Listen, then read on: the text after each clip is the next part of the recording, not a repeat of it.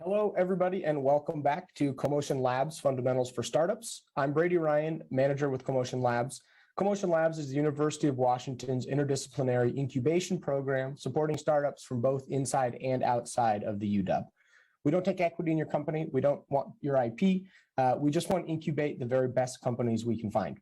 I run the hardware incubator, but we also run an incubator for tech, IT, and fintech called Startup Hall, and a biotech life science incubator at FluCall. So if you're a startup entrepreneur looking for space and programming and networking and connections across the ecosystem, let's talk.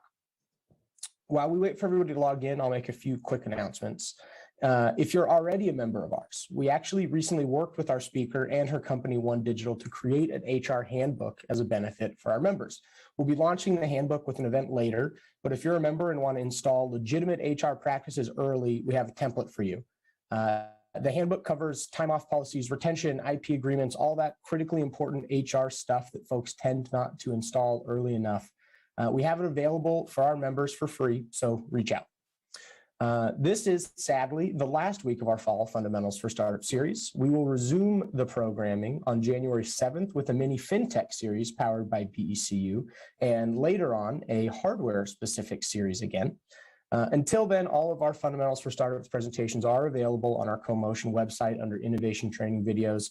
We've covered a ton of topics over the year, and they're also available on YouTube at our channel. You can see the future programs and events coming up at bit.ly/CoMotion Fundamentals.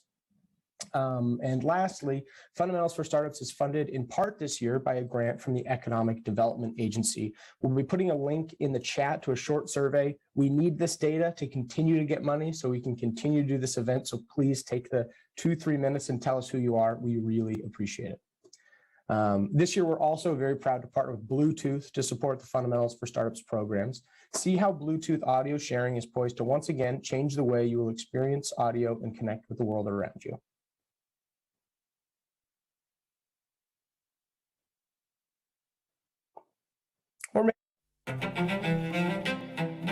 Bluetooth introduced the world to wireless audio.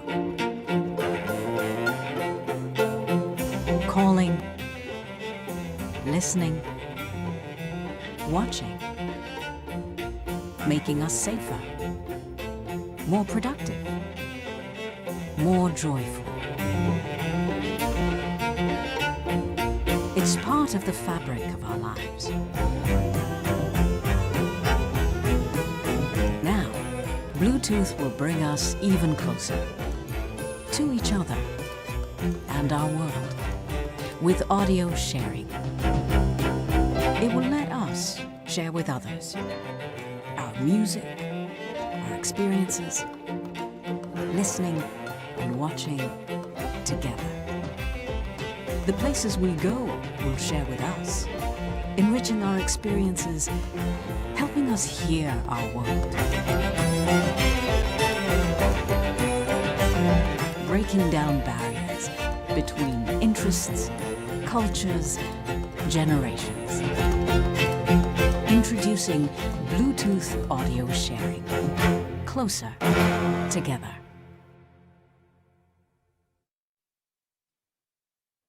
Today, Jennifer Olsen, principal at One Digital, an HR consulting practice, will present People Leadership 101, Fostering a Solid Foundation for Success. Jennifer came to the One Digital team when One Digital purchased her company, Resourceful HR, in September of 2020. As a principal of the HR consulting practice for Washington State, Jennifer enjoys working with clients who care about making positive impact for their customers, clients, employees, and their community. Jennifer draws on 2 decades of full spectrum HR in varied industries and training as a certified executive coach to amplify impact at the individual and organizational levels. Her commitment to community shines in Jennifer's volunteer leadership. Jennifer will take all questions via the chat in YouTube. Please feel free to ask questions throughout the presentation, and I will now turn the event over to Jennifer. Thanks, Brady. I'm really excited to be here with everyone and with you, Brady. We've known each other for a long time, and it's kind of fun to do this together. So thanks for having me. So today I'm going to talk about people leadership and some things that are near and dear to my heart, which is a lot. You'll hear a lot about values today. I found, especially in working with startups, that there's a lot of value in creating your values kind of early on. So we're gonna talk a lot about that today. As Brady mentioned, he already shared a lot of this. I have been working in HR for a fairly long time. I'm a certified executive coach, which means that I work a lot with executive leaders on elevating their leadership, kind of becoming the leader that they want to be. I did sell my company, Resourceful HR, to One Digital in September of last year. So we're a little over a year in. And I started Resourceful HR really because I had worked in technology companies before, and I knew the value of having professional HR experience. And a lot of startups, they don't really need a full-time person doing HR. It's not something that maybe they have the resources to be able to bring in-house early on. So I wanted to be able to provide them with that kind of professional level of HR building blocks early in their life cycle. I serve on the board of directors for a few different organizations right now. So Life Science Washington. I'm also involved in the University of Washington Bothell. It's a new board I was helped start to found a couple of years ago that's focused on women in leadership. I'm also on the board of the Washington Clean Tech Alliance, which focuses on things like renewable energy. I've had a few recognitions. I got my education at University of Washington. I've actually experienced all three campuses. So I started at Seattle and I finished my undergrad at UW-Tacoma. And then I did my graduate school MBA work in technology businesses at UW-Bothell. So go Dogs, big fan of UW and excited to be part of CoMotion Labs and to do this with you today in a way to kind of help, continue to give back to an organization that's given me so much. So thanks, Brady, for giving me the opportunity to be with you today. I thought I'd start though with the motto of One Digital, which is about doing well for business by doing good for people. One Digital, we have a number of practices. We have the HR consulting practice, we have a well-being practice, we have a benefit consulting practice and a retirement planning for employees practice. So there's a number of ways that the organization helps different employers here in Seattle and nationally. So One Digital, my little 10-person company joined a 3,000 employee organization. And so like you, I have been an entrepreneur and now had a successful exit, and I'm part of a large organization managing their HR consulting business here for Washington State. I thought we would talk today a lot about talent and about how you engage talent, how you build a solid foundation to being able to engage talent. If you aren't experiencing it yourself, I know that many of you have staff already. And so you may already be experiencing this. And if you're not, you're likely reading about it in the news or, on TV or reading about it in different newspapers. There's a lot of organizations that are currently experiencing a lot of turn. About 25 million people resigned from their positions in the United States in the first 7 months of this year alone. So you've heard it called probably the Great Resignation. I've also heard it called the Great Reshuffling or the Great Discontent.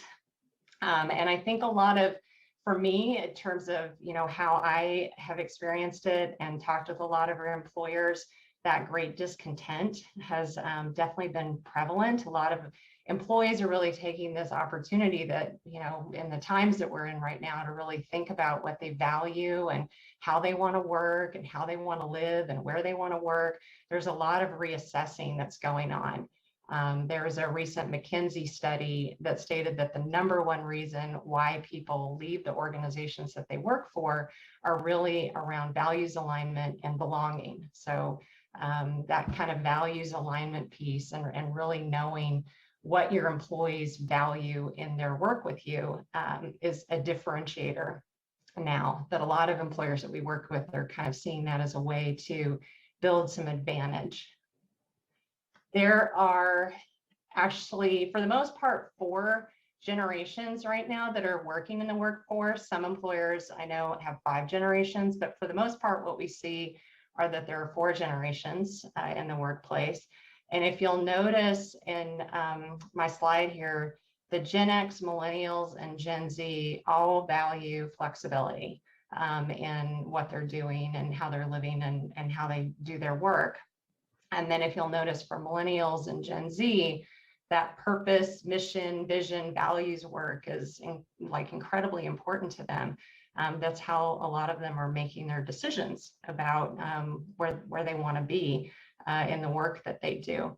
The greatest demographic that we're actually seeing have the most movement in this great resignation or great reshuffling, if you will, is in the 30 to 45 year age range, which is kind of firmly in that millennial Gen Z. And a lot of the employers that we work with, especially in the startup organizations, that's kind of the demographic that they're trying to recruit.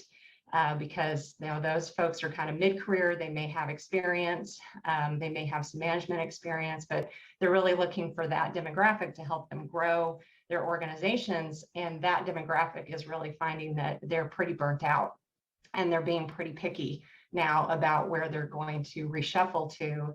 And now more than ever, what we've seen in the past are looking for how is the organization's business connecting to their mission and values. And they're looking for growth and development opportunities in their career. So I talked with a lot of candidates that aren't just wanting to do what they've always done. A lot of times startups are looking for that experience of the veterans that are looking for folks that have already demonstrated a certain skill. And the potential employees that I've talked with, they are looking to contribute that skill, but they really want to know that their organization's going to kind of take that to the next level. So those training and development opportunities are really becoming more and more important to them.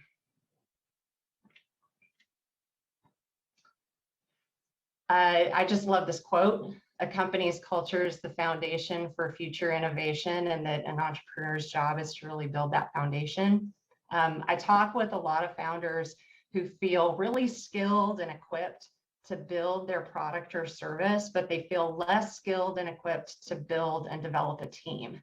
That part often feels kind of squishy for many founders and leaders and a little bit outside the comfort zone. So I try to make them feel less uncomfortable and have it be a little bit less squishy by talking with them about their culture in a similar way to how they talk about or how they're comfortable talking about differentiating their products and services.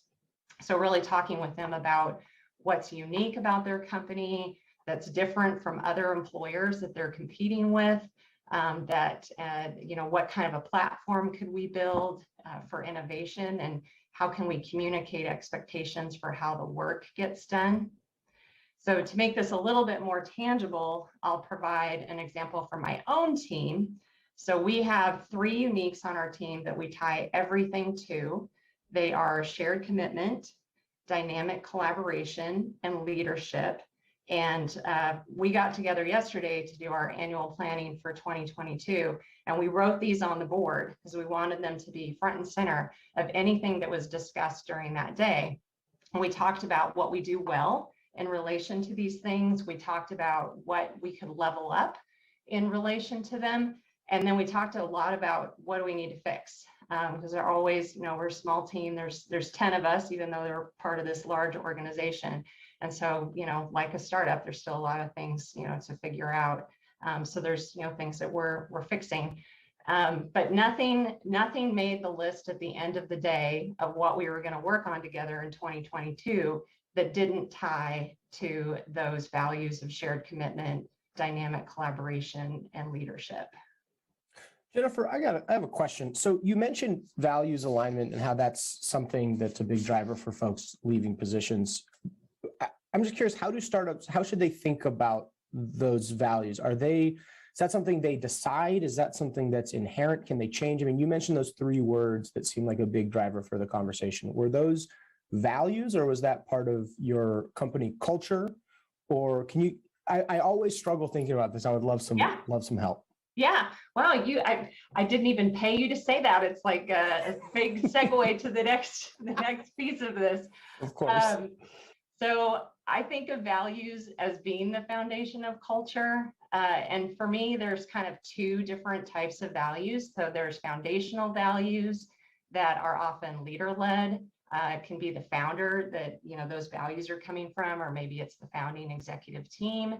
And it's really the why. Why do we exist? So here's some examples. There's Apple. Ease and aesthetics are really important to every foundational thing that Apple does, at least in my own experience. There could be folks out there that might disagree. But I know that is what they state publicly that they're going after. Spotify, it's about expanding reach. So not just expanding reach of the musicians that are putting music out onto Spotify, but also expanding the reach of listeners. And then Airbnb, it's about connecting community. So everything that they do, all the decisions that they make are tied back to these foundational values. And so those are kind of their why, if you will. And then there's organizational values that are the how. And those are often defined by the people that are brought together to kind of talk about, like, well, how are we going to do ease and aesthetics? How are we going to expand the reach? So like yesterday, when I was mentioning in the example with my own team, we have those foundational values like shared commitment and dynamic collaboration, but the organizational values, like how that work is going to get done, is they're very actionable, accountable things. And I'll keep giving you some examples, because what I tried to do is to kind of drill it down a little bit for everybody that's here. This is a case study of actually UW startup that we worked with. So we've been working with this company for about 5 years. When we started working with them, they were about 8 people, I think, something like that. Now they're about 20. They're a biotech company here in Seattle, and they're very values driven. So they have 5 company values. Their overall goal is around technical excellence. So kind of like the Spotify and the Apples, this particular company's goal is really around technical excellence. And how they do that is through communication, learning. And for each of those things, they really thought about, like, well, what do those drill down into? How do those look like in practice? So sharing knowledge, persuading, using data, not kind of commanding or saying that it has to be a certain way without really being able to back up the data. Reducing process, stretching beyond what's comfortable, being brave and bold in their decisions. So these are things, they actually have a document where they have each of these communication, learning, impact, and they have accountable actions under each of those things of what they want those to look like. And then they infuse those things into how they recruit, how they manage performance, how they make promotion decisions, how they exit employees out of the company. So everything kind of ties back together. Does that help, Brady?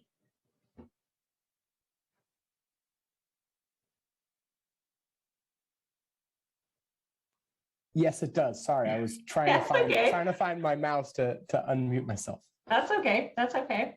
And the thing too, about this particular company is that they've had to pivot a couple of times. A lot of times in startup world, we know that companies have to pivot. So, what they thought, the market that they thought that they were going to go after when they started, that might have to shift a bit.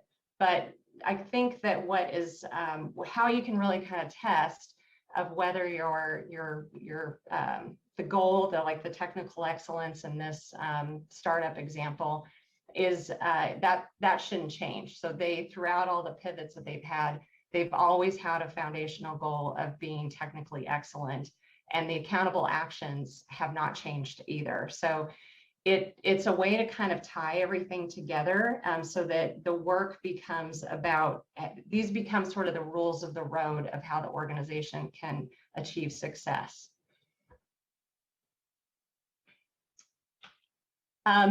These are some examples of how we've worked with organizations to be able to start building those values. So exploring success stories within the team, what specific actions and behaviors have led to the success, talking with your customers, vendors, and contractors. So we sometimes we work with employers and they worked within the team or maybe a small subset of the team, and they've come up with what their values are, but they haven't really necessarily tested to make sure that they're true. And so a lot of times we will work with organizations or really kind of challenge them to go out and talk within their community, to ask their customers, their vendors, their contractors, even talk with their competitors about, how they see them show up, what behaviors they really enjoy about working with the organization, or what they see could be better. Those are the ways that you can kind of test to make sure that the values that you think that you want to develop are actually experienced by the community that you're working with. When we did this, I know a few years ago that talking with competitors, that was suggested to me when we were doing this work ourselves. And I thought, wow, it's not something that I really thought to do before, but we ended up doing that. We talked with 3 competitors and we learned a ton. And we also learned ways that we could collaborate with each other. We learned, where we're different. So that really helped us know a little bit more about how we could differentiate and grow in terms of our services to differentiate from what they were doing, as well as to know a little bit more about like what makes them tick and be able to confirm what we thought, makes us tick with that dynamic collaboration, the leadership, and the shared commitment. Another question on that. I mean, Yeah. when you're going out and you're talking to customers or competitors and you have an idea in your mind that, hey, these are our values, and then you hear something different. At that point, do you go back and say, hey, we need to change the way we behave? We need to change the way we act and live the values that we purport to have? Or do you say that we're going to change kind of the stated values? How do you bring it into alignment? Yeah, that's a great question. So I think in this experiences that I've had, I guess we've been lucky potentially, I don't know, in that the values that they thought that they wanted to have not been so far off when they've gone out and talked to the community. Especially when they've done that work, especially with that founding team, about what the founding team wants to be known for, and what that looks like in practice. So it's, when we did this work ourselves, there were things that came out in the data, because we talked with about 16 customers, 3 competitors, 4 or 5 vendors. There's about 25 to 30 people involved in gathering the data. And there were consistent through lines through the data to know what was true for us, no matter what we were doing, who was doing what work, within our consulting business. And then there were some things that came out that were things to fix. And we talked about like, well, are those things that we agree need to get fixed? Sure. Or do we not? And so I think it's really like listening and then discerning who do we want to be, in the world. What do we want that to look like in practice? How do we want our customers and our employees to experience us? And how do those things fit together? Because like we're differentiating our products and services, and you have a market that you're selling your product or service to, you're selling your company as a product or service to potential employees.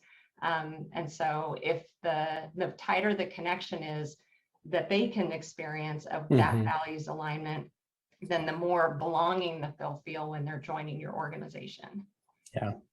Yeah. Okay.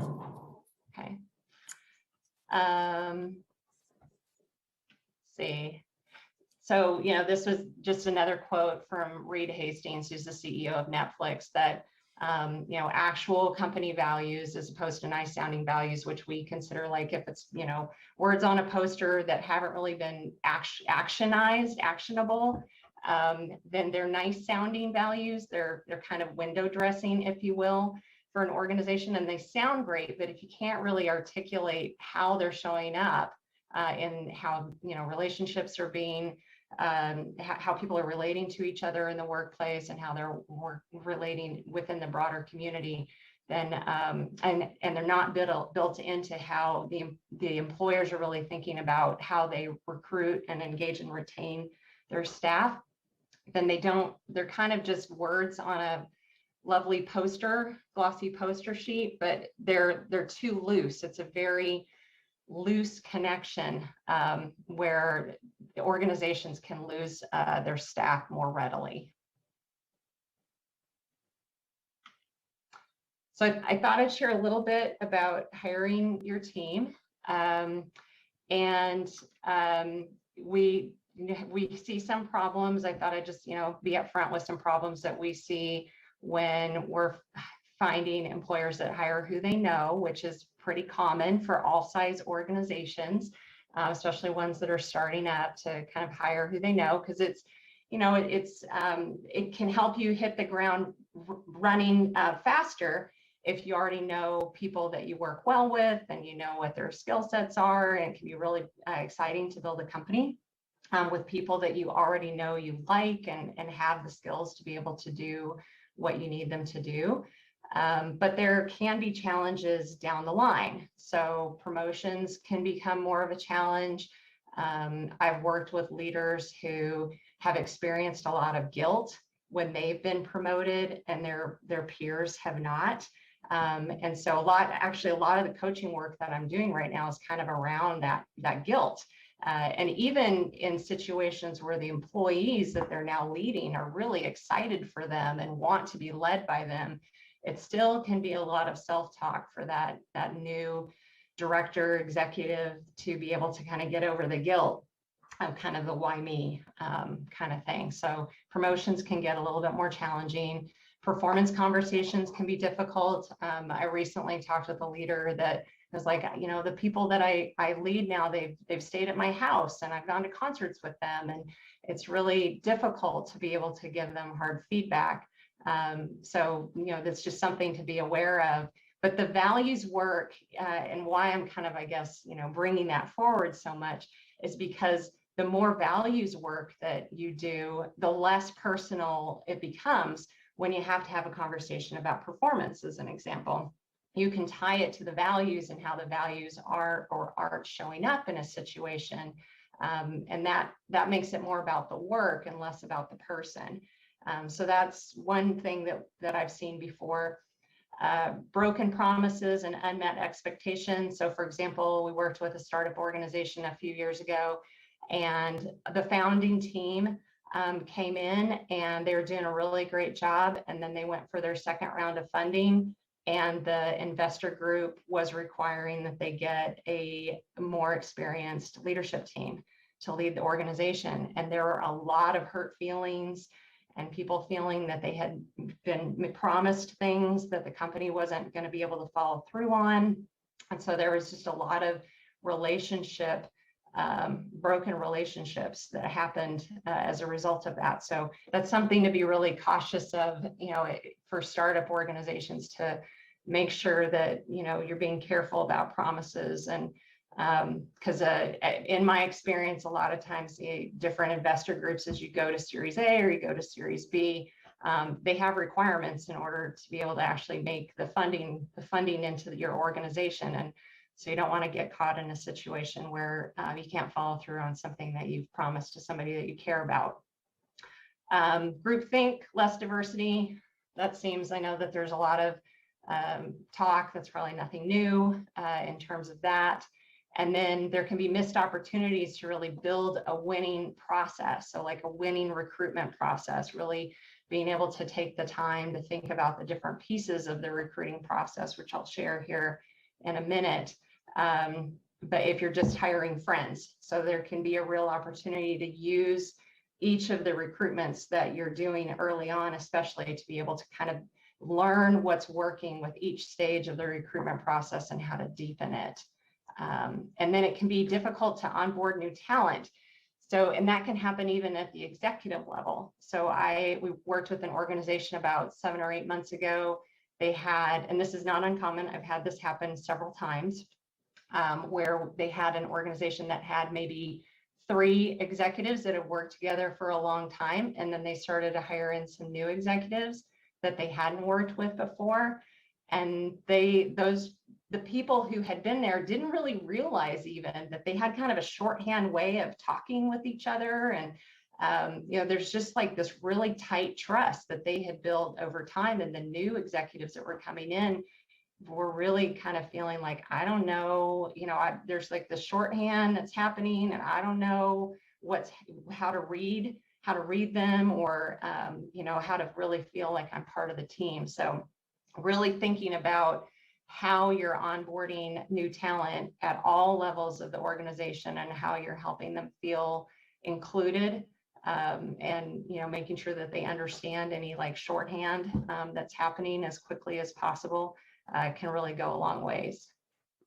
At what point does that, I mean, you mentioned that shorthand, at what point is that a matter of culture, right? I mean, I would imagine that in some ways, the way a group of people communicates, the way a company communicates is a key part of culture. I mean, are there challenges there in, ever creating a culture that feels, I don't know, tight knit to the point of exclusivity, or am I thinking about that wrong? No. I mean, I think for me, culture is the values and how you're actioning those values. So when I think about culture, culture is like this huge word, right? And how I kind of think about how to condense that huge word of culture down is to really think about values, how we're showing up with each other, how we're showing up with our customers, but what those things mean. And that's where I feel like a lot of the work is in what those things mean in practice, and how are we going to hold each other accountable to them, and how are we going to infuse those things into all of our different systems. I talked with a startup company earlier this week, and I asked him, tell me about your culture. And he said, well, I want to have an inclusive culture. And I was like, that's great. So tell me about that. Like, what are you doing now to practice inclusivity? And he was like, I don't know. That's a really great idea, or great question. And so for me, being able to like take such a huge concept of culture and be able to make it real is in having your values and making them actionable. Yeah, that's the Reed Hastings words on the board thing. Yeah, absolutely. Okay. Absolutely. Hiring is insanely time consuming. As you know, the top rating here, the quote, it's a heck of a lot easier to hire the right person to begin with than to try to do that later. So the more it's really time consuming, but the more thought that you can put into the different pieces of the puzzle, then at least in my experience, the faster actually you'll be able to recruit in the end. So even though it can feel like a huge, sometimes I know it can feel like a time suck, or it can just feel really heavy to take that time to really be thoughtful about your recruiting process, it really will pay off in spades the more thought you put into it. And we have a client, so kind of going back to values, we have a client as an example that they really infuse their values into each of these pieces. So they have their values, the actionable values, as part of the qualifications section of their job descriptions. And they make sure that those are communicated well in the different job postings, or when they're going out and kind of having the conversations to try to attract applicants. And then they build those values into their pre-screening questions. So for example, they have a value around curiosity. And so they'll ask in the pre-screening question, what do you already know about our company? And how the person responds already starts to tell them a lot about their value of curiosity and whether this person is a very curious person. So it's an example in the pre-screen. The way that they construct their interview process is they have a kind of a fit interview, so values-based fit interview with 2 or 3 people on the team. And if they pass that, if the applicant passes that, then they'll go to a technical interview with 2 or 3 people. And if they pass that, then they have another values-based fit interview loop. So it's kind of sandwiched, where they have a values, they have technical, and they got values again, because they really want to make sure that whoever they're bringing in is going to have a values alignment to the organization. Sure. So for a company that has a good kind of values-based recruiting strategy for their hiring, I mean, you mentioned it takes a long time, right? And I know that there's some folks in the audience that are getting ready to kind of do their first few hires. So hypothetically, give me a range. I mean, say it's a biotech company that's hiring a lab tech with, upward mobility towards some other role. I mean, is hiring that first couple folks, is that something that they should be budgeting a month, 3 months, 6 months of time to find that right fit and make sure that they're aligned to the values? I think a lot of people probably think it happens more quickly, so maybe some level setting would be useful. Oh, sure. Okay, so even like in normal times, right? Not like times like what's happening right now, normal times, I would say so part of it depends. So in HR, it depends. It does depend on how specialized your position is. So that's first and foremost, is to think about how specialized is this and how big is that community that I'm going to recruit out of. So if it's a pretty specialized position, especially if it's a position that, you want some experience in that position, then take more time. So you're going to probably need 4 to 6 months potentially to recruit. Nowadays, because there's so much emphasis on making the employees are trying to make sure that in the great reshuffling that they're finding the right fit, it could take longer than that. So if it's a position that, you've done a little bit of looking around and it's not super specialized, then you probably are going to need like 90 days to maybe 3 to 4 months, I would say, from the time that you actually post the job to when the person's going to start, because we always like to factor in that they're going to want to give notice if they are employed. So I would say at a minimum, you want to give yourself at least 3 months, but it could take longer than that. And then I think my boss is trying to replace me because she was asking if it's better, when it's better, I guess, to hire someone on contract and then decide later if you want to bring them on as a permanent fit.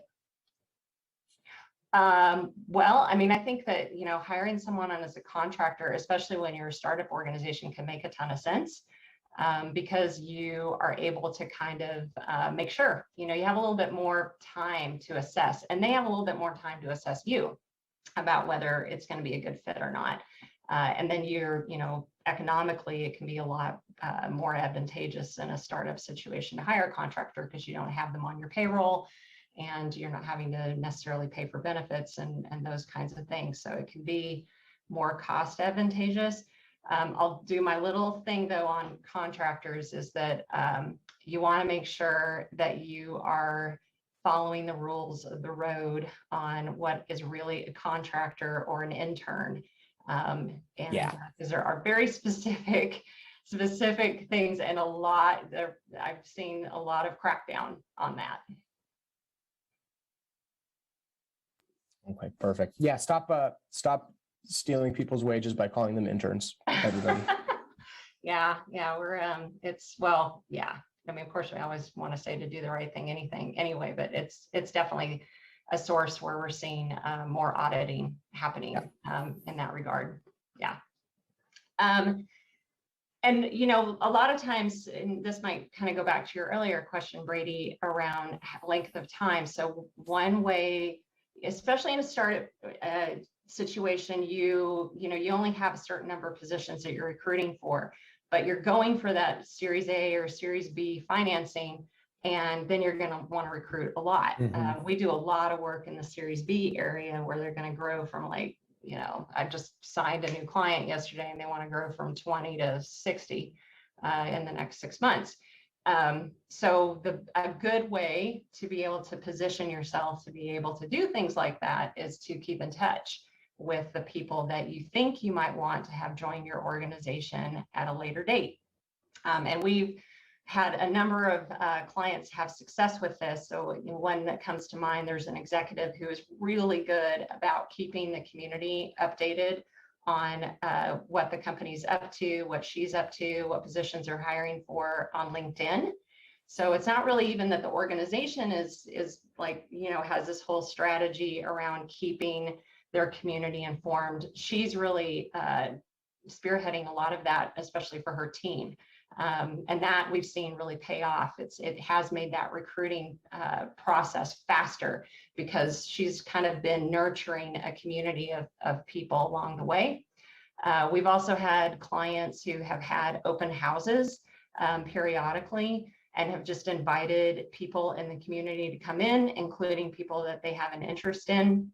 and giving them company updates, showing them things that they don't mind sharing with them so that they can kind of see a little bit about what the company's up to, gives the potential applicants a chance to interact with their team and for their team to interact with them.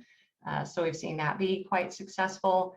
And then there's newsletters. We have some clients that do like a newsletter periodically, like every 3-4 months, to just kind of, people that have signed up that want to continue to learn more. They give them a company update periodically that includes positions that they're working on.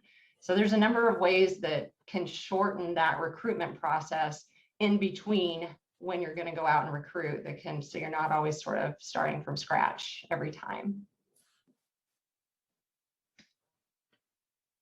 And then lastly, there's a little bit about leadership. So there's a lot of focus on what I'm calling the human experience, as opposed to focusing on the employee experience. 70% of the variance in employee engagement is really driven by managers.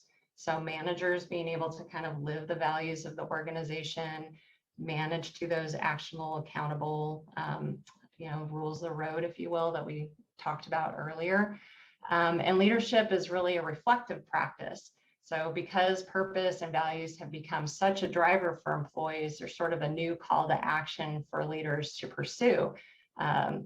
I work with a lot of leaders that they have kind of this, I'm supposed to be, there's a lot of supposed to be's. I'm supposed to be confident. I'm supposed to, know how everything works.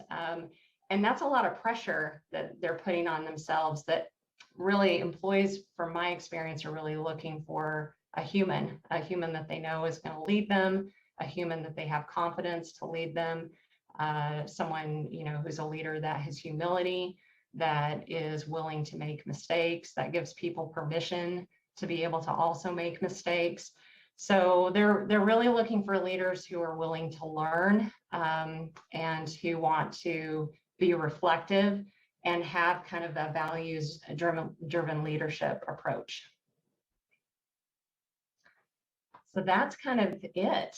And I am, hoping that we can keep talking and I can answer any questions about this or anything else that's on people's minds.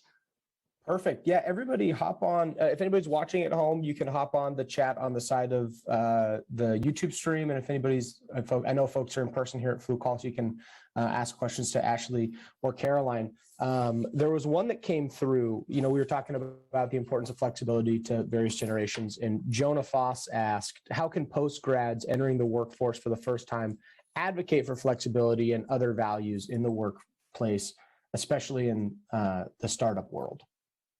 How they can advocate for flexibility. Or for values. I'd love to hear that specifically as well. I mean, I know a lot of folks are coming to the workplace with strongly held values. How do you move that forward within an organization, especially as kind of a new hire? Okay. So I'm gonna, I guess, take it from the lens of someone who is, well, I guess maybe if you could ask her, is this sort of from the lens of looking at prospective employers to make sure that it's going to be the right fit, or is it where you've already been in the organization? I think they're already hired. Already hired. Okay. All right. I just want to make sure that I'm answering directly the question. Already hired. So I would say that starting with where you see the good that resonates with you is a good place to start. So if you're leader on the executive team, if there's a quality that you are particularly resonating with, if you can, spend time with that leader, understanding more about how they see that. So, to try to make this a little bit more tangible. So let's say that you value inclusivity. And maybe you notice that there's opportunities that you're already seeing that maybe, can foster more inclusivity at the market in your workplace. You could go to your manager or your leader and say, hey, inclusivity is a value that is important to me. How do you see that playing out here? So that you can kind of start. I'm always a big believer in asking questions. So asking powerful questions that help people think, And so asking leaders, what is your experience with this inclusivity at our workplace? What do you want inclusivity to look like that's meaningful to you here? So things that just kind of start sparking the conversation around the value that you've noticed is either important to you or that you feel is there within the organization already, but it's maybe kind of in its baby phase and you think it could be built out. It's more about just starting to ask questions about it in order to start connecting people together to have a deeper conversation about that topic.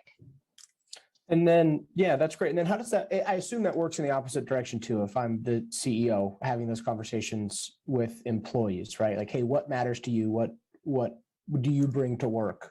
And building out values that way as well. Yes. I would say my biggest thing, though, that I work with executive leaders on is to really do the work first of what they value themselves. So before they go out and start talking with employees about what employees value, is to really spend some time understanding themselves and what they value. Because otherwise, what I've seen happen is that then the organization's starting to kind of please other people, but that the founders aren't really feeling it. And so then it doesn't really take as well as it could if it started with the leader. And then for solo founders, question from Alex, how do you recommend navigating the feelings of apprehension towards growing the team and losing control of their baby? How, can you repeat that again? So for solo founders who are having to make their first sets of hires and are feeling some apprehension that they're giving away some control or kind of losing some of the control of the thing they've been working on. In your executive coaching, for instance, how do you have folks kind of navigate those feelings and move forward? Okay. All right. That's a really great question. All right.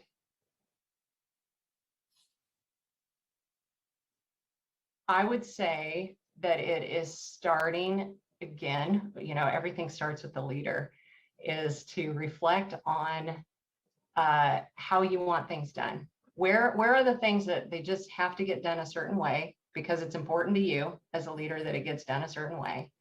And where is their flex? So where can you flex and have a conversation with someone because it forces you to do your own work first. To really think about, how you want something done. I'm trying to think of a tangible example. So I'm not just kind of doing speak here. Give me a second. I'm kind of running through my executive coaching clients to see who's got a relevant thing. Okay, so I worked with an executive leader who was not the founder, but he was sort of the second in command. So he's one of the founders of the organization. And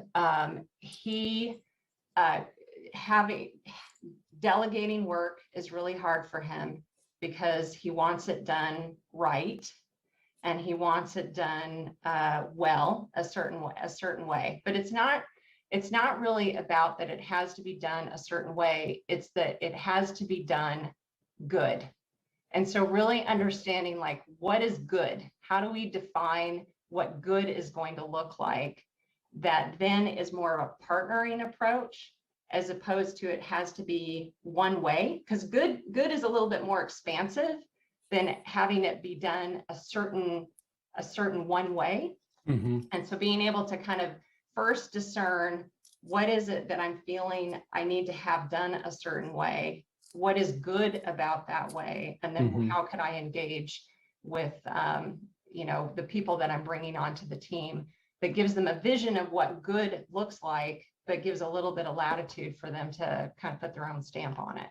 Yeah. So this is a question, I want to kind of take it back to HR in a more general sense. I mentioned early in the intro that we work together to get a startup handbook made for CoMotion Labs members. So, I mean, I feel pretty strongly that folks tend not to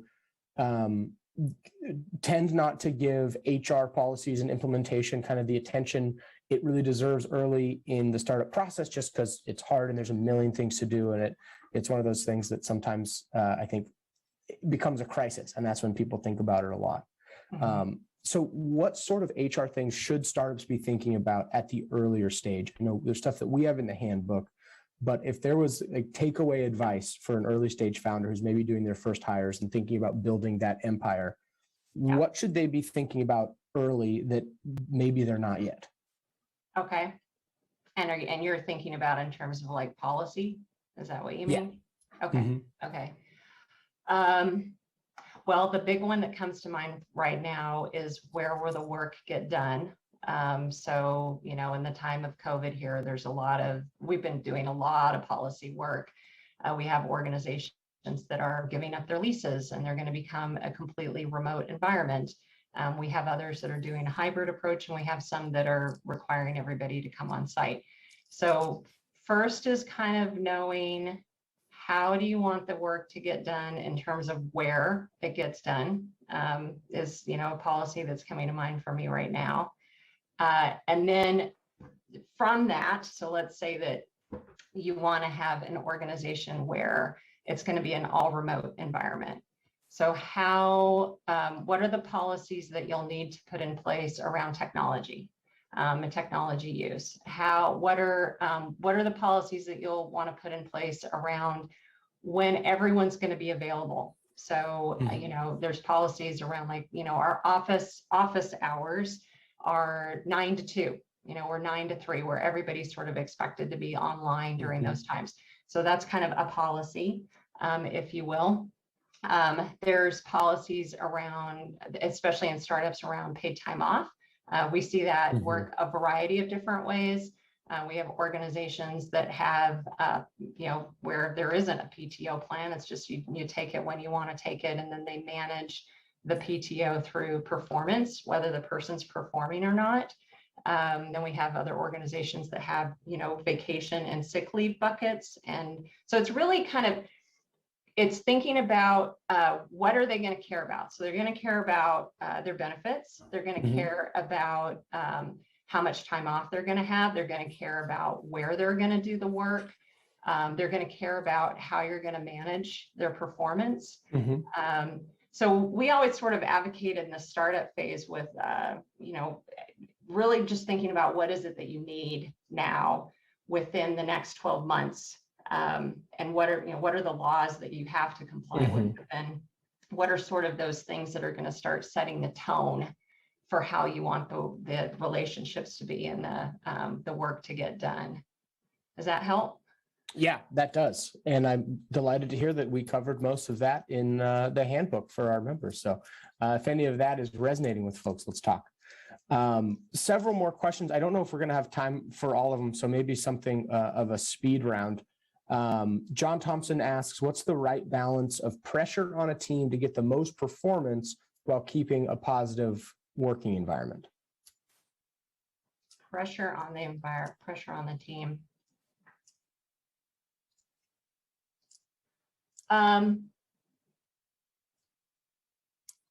have seen a lot of success with teams where they really, the time that they spend together is about the work.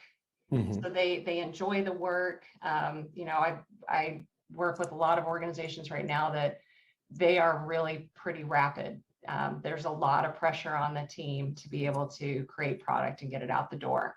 And so the employees feel a ton of pressure, but the more that they feel a sense that their work is having an impact, and the more that there's open communication and sort of a feeling of belonging, I've seen that is where a lot of the, you know, let's keep going, and having a positive environment, even though it's sort of a pressure cooker, can really still stay. You don't need a bunch of like the parties and, you know, like events and things like that to try team building. You don't need a lot of that if people are really feeling like what they're working on is having meaningful impact, what the team is trying to do. So I would say that if you make it about the work and you make it about contribution and impact, you can apply a bit of pressure, without really having to do a whole lot of other stuff. That's good. Question from CC. He or she has a question regarding the contract position. What should people who are offered a contract job be aware of? And that question, the answer might be talk to an attorney. I don't know. Okay, so at a baseline level, if it is where it starts to get dicey of, okay, is this person an employee or are they a contractor, is really about control of the work. So if you're being asked to take on a contract position, but you don't really have a lot of control of the work. So if the employer is kind of telling you when you need to be there, how you need to do the work, they're furnishing you the computer, you're paid hourly on an hourly rate. A lot of contractors, it's paid more on like a value, like that there's a piece of work to get done and you're paid for that value of that work. The more it starts to feel like you're an employee, then the less you might be a contractor. Okay.